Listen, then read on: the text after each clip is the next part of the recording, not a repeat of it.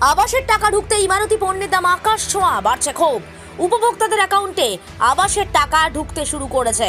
মুখ্যমন্ত্রী মমতা বন্দ্যোপাধ্যায় কথা দিয়েছিলেন বাংলার বাড়ির টাকা তিনি দেবেন এবং প্রথম কিস্তির 60,000 টাকা ঢুকতে শুরু করেছে। আর তারপর রাতারাতি বেড়ে গেছে ইমারতি দ্রব্যের দাম। বিশেষ করে কেউ আবাস যোজনার টাকায় বাড়ি করছেন শুনলে তো অস্বাভাবিক দাম হাঁকাচ্ছেন বিল্ডার্সরা। আমরা হুগলির গোঘাটের ছবিটা তুলে ধরছি। ইতিমধ্যেই টাকা পেয়ে গেছেন অনেকেই, কিন্তু সমস্যা যে ইট, বালি, সিমেন্টের মতো ইমারতি কিনতে গিয়ে দেখা যাচ্ছে অস্বাভাবিক দাম। কিছু কিছু ব্যবসায়ী বলছেন যে দাম একটু আধটু বেড়েছে, কিন্তু একটু নয়, বাস্তবে দাম অনেকটাই বেড়েছে।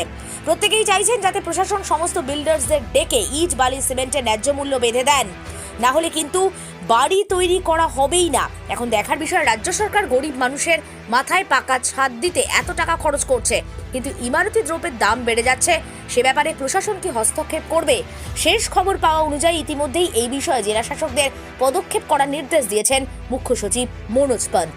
দেখতে থাকুন নিউজ বাংলাদেশা। হচ্ছে নাকি এবার আবাসের বাড়ি হওয়ার পরে কি জিনিসপত্রের দাম বেড়েছে না কমেছে? বেড়েছে, সব জিনিসের দাম বেড়েছে।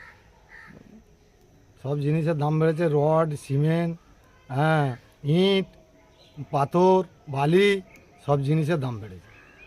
কিরকম দাম বেড়েছে মোটামুটি? মোটামুটি 1 টাকা 2 টাকা করে সবেতেই বেড়েছে। এই যে 1,20,000 টাকা, এতে কি বাড়ি কমপ্লিট হবে? এতে তো সম্ভব হবে না সেরকমভাবে। এবারে ঘর থেকে দিয়ে হয়তো কিছু করতে হবে। সরকার তো খানিকটা হলেও সহযোগিতা করছে, এইটাই হচ্ছে ইয়ে।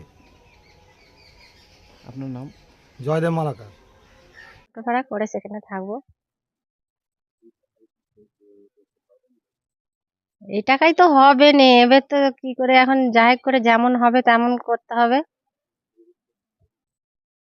জিনিসপত্রের দাম তো অনেক, সেই অনুযায়ী এখন কি করবে। এখন তা তো দামি জিনিস কি আর নিতে পারবো, যেমন কুলোবে সেরকমের নিতে হবে।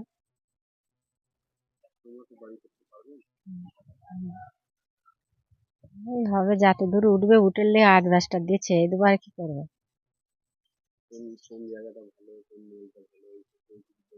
না না, কেউ কিছু বলেনি, কেউ কিছু জিজ্ঞাসাই করেনি। না,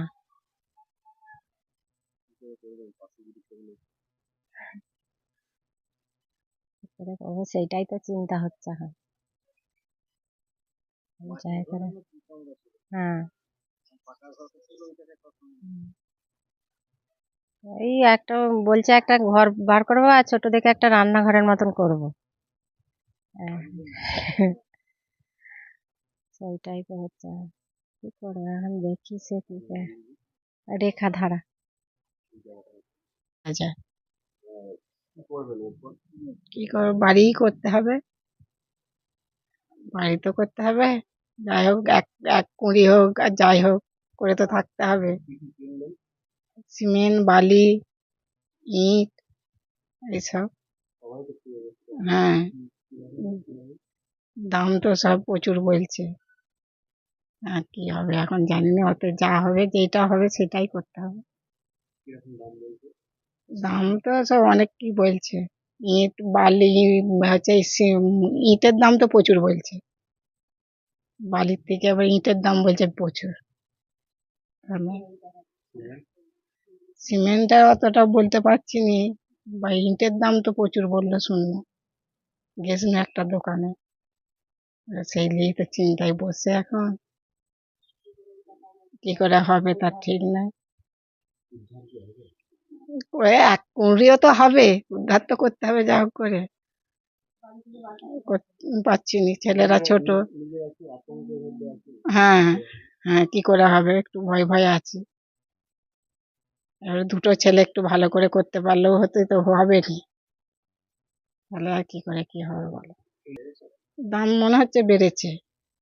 এখন তো দোকানকে যাচ্ছি, ধারও দিবে না বলছে, তাহলে কি করে কি হবে। ধার দেনা বলছি, ওই যে কিছু দিয়ে কিছু হবে না বলছে, যে পয়সা সেই পয়সাই করতে হবে, তাহলে কি করে কি হবে। আমার নাম রীতা ধারা। জিনিসপত্রের দাম বাড়া, সমস্ত জিনিসপত্রের দাম বাড়া, বালির দাম বাড়া, রডের দাম বাড়া, সিমেন্টের দাম বাড়া, ইটের দাম বাড়া, সবই বাড়া। যে ইটটা 9 টাকা ছিল সেটা 10 টাকা 12 টাকা দাম পিসে 12 টাকা। সিমেন্টের দাম বাড়া, রডের দাম বাড়া, বালির দাম বাড়া, ওই হবে আর কি বলবো। প্রধান কিস্তি টাকা ঢুকেছে। আমার নাম সজল সাঁতরা। আর সবার আগে যেটা বলি যে একটা ইন্দিরা আবাস বা আবাস যোজনার টাকা যেটা বেরিয়েছে তার জন্য মানুষের এই মালপত্র কেনার যে হুড়োহুড়িটা পড়েছে, তার জন্য ওরা যে বলছে যে দাম বেড়েছে, দাম কিন্তু অ্যাকচুয়ালি সেরকম কিছু বাড়েনি। বিগত কয়েক মাস ধরেই রডের দাম যা আছে সেরকমই চলছে, হয়তো 20-30 পয়সা ধরা একটা আলাদা ব্যাপার, কিন্তু সিমেন্টের দামটা 19-20 একই রয়েছে। আর ইটের কথাটা ইটের ভাড়াটা একটু বেড়ে গেছে, সেই জন্য দামটা একটু বেড়েছে তুলনামূলকভাবে। আর বালি তো বলার কিছু নেই, বালি সারা বছরই এরকমভাবেই চলছে দেখতে পাচ্ছি, কখনো অ্যাভেলেবেল ব্যাপারটা নেই।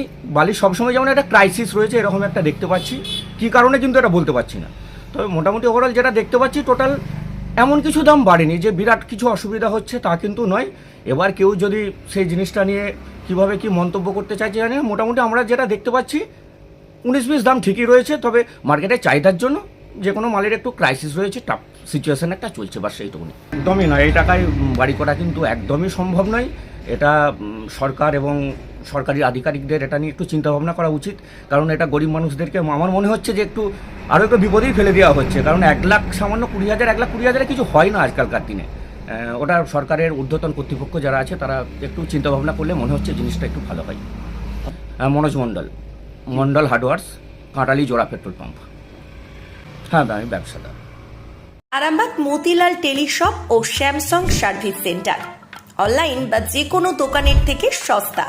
আপনাদের সকলের প্রিয় মতিলাল মোবাইল, তাই আজই আসুন।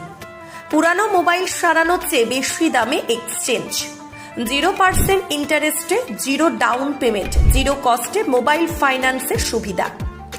আমাদের ঠিকানা পুরাতন বাজার, আরামবাগ হেডপোস্ট অফিসের বিপরীতে, আরামবাগ, হুগলি। আমাদের যোগাযোগ নাম্বার 7001304430।